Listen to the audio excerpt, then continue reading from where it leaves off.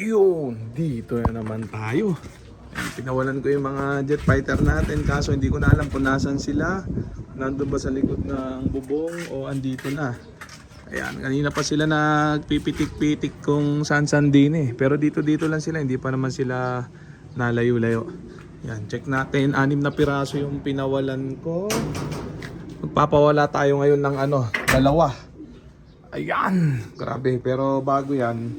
Ito, mga bagong hango. Tapos ko na silang pakainin ng matinding chicha nila. Breeder mix ni Wingmaster, yan ha.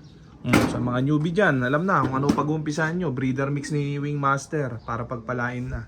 Tapos ito ay, sino ba itong mga to? Check natin. Ano to? Aswang line yata to. Aswang line nga, ayan o. Yan, cross sa Terminator line. Yan, 2. Hindi yata yan yung Magnesmith na mali yata ako ng dampot ay yan nga ata. Terminator bakal line pala yan. Yan, blue bar tayo isang blue check. Ito yung aswang line. Yan, maliliit pa. Ito, tas ito kulay itim ang Nesmith niyan. Ayan mga bagong hango. 6 yan, yung 2 hindi pa po pwede. Medyo maliliit pa pala yung 2. Ayan, meron pa tayong 4 na iaakit din eh. Sa ngayon 4 pa lang. 14 piraso na lahat yan. Pang norte natin na PHA lahat yan. Ayan. Tignan natin sila. Ayan. Diyan lang muna sila. Pupunan kayo dito. Ayan. Doon kayo. Ayan, 4. Ayan, samantala magpapawala tayo ng 2. Pinagod ko muna yung 6. Para hindi na magpitikan pagka pinawalan ko tong Pinawalan ko tong 4. Ay, 2. Ito yung isang pula. Ano to eh? Balahin ito. Hermit in brick. Diyan ka. Ayan. Tapos yung isa, kapartner niyan. Saan na ba? Ito blue bar. Yung pulsive crying budding. Ano pa to? Siguro mga 3-4 na araw pa yung 2 yan. Ito. Nesmate ng pula. Sakto na yung mga pakpak niyan eh. Ayan. Pawalain na talaga yung mga yan. Yan sila.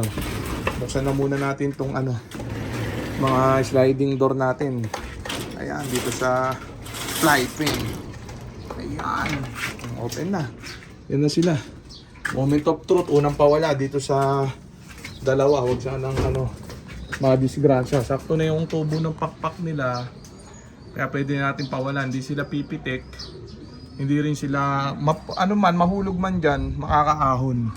Yan, pawalan na natin. Mabalis pa yan sila. Ayan, samantala buksan muna natin i-rem. Iipit yung 2.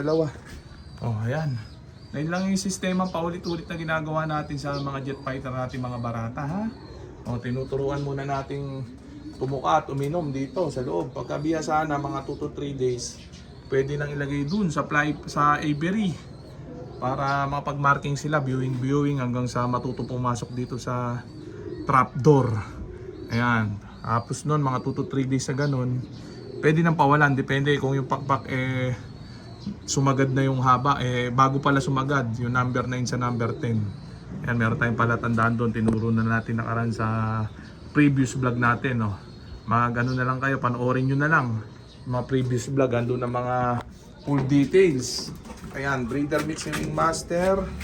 Tapos ngayon tayo, plain water lang. Kahapon kasi tayo Peris probiotic plus honey, may ipit kayo dyan. Yun. Check natin sila. Yun lang, nalagay ko sa tubig. Saka na tayo maglalagay ng supplement. Mga Berselaga product sa patuka, mga pangalo sa patuka. Pagka kumpleto na yung team natin. Ayan, sa ngayon okay na muna yan. Peris probiotic plus honey.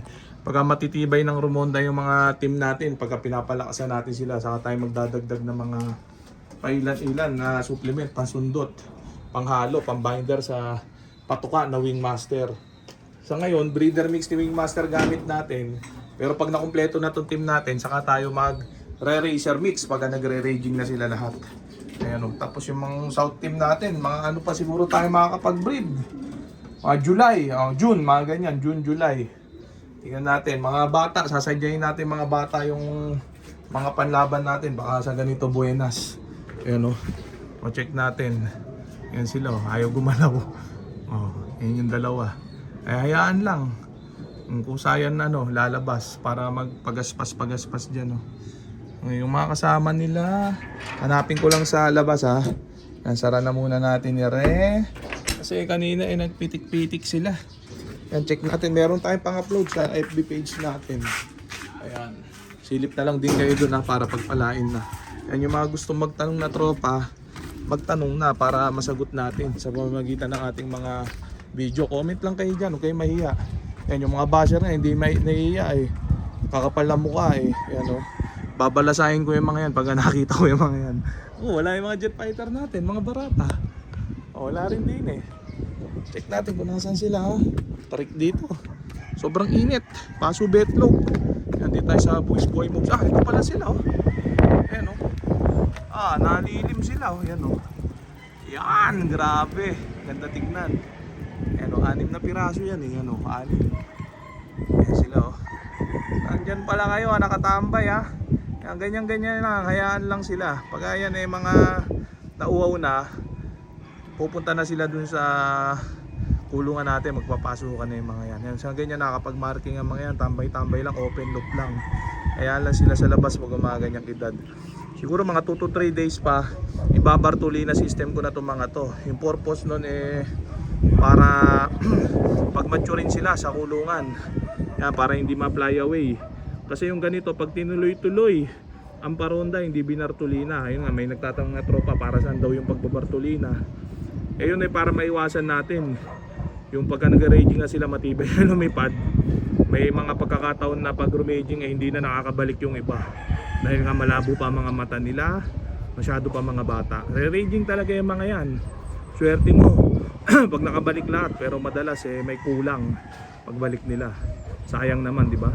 Kaya ginawa natin yung zero flyaway technique, yung pagbabartulina 2 to 3 weeks para maiwasan ng ganun.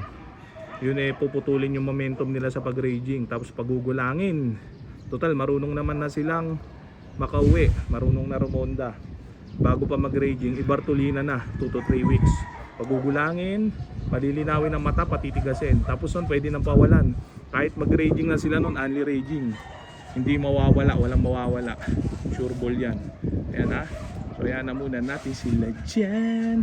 Pasarap mode muna. Sana may natutunan yung mga newbie at 10 years newbie dito, pati mga basher natin ng mga mas kupal pa sa akin ha. Ayan ha. Pagkakakaltukan ko kayo pag nakita ko kayo. Ayan ha. Grabe nga, April 1 ngayon. Ano? Ang init ng weather. Buhay mode ako din eh. Ayan ha. Ayan. Grabe, mga jet fighter natin. So okay na muna siguro yan mga tropa. So dito ko na muna tatapusin tong video na to. Shoutout sa may hinang nilalang. Okay na ha.